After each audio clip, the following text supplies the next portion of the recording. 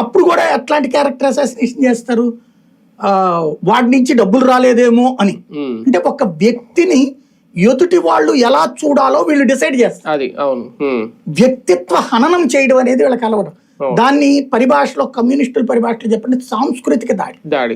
ఒక వ్యక్తి యొక్క క్యారెక్టర్ ని అవమానకరంగా చూపించడం అనేటటువంటిది అలవాటు.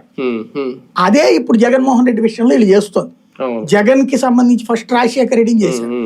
రాజశేఖర రెడ్డి ప్రమాదకారి, ఎందుకంటే అతనికి సబ్జెక్ట్ ఉంది, డాక్టర్ అంత చదివినోడు, మాట ఉంది, పలుకుంది, దమ్ముంది, నవ్వుంది.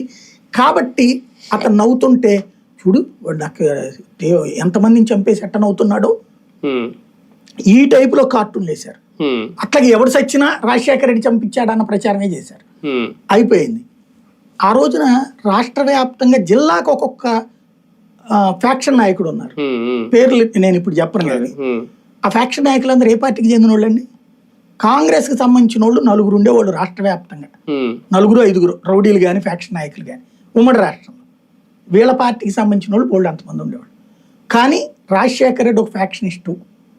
ఇదే ప్రచారమే దశాబ్దాలు జరిగిపోయింది.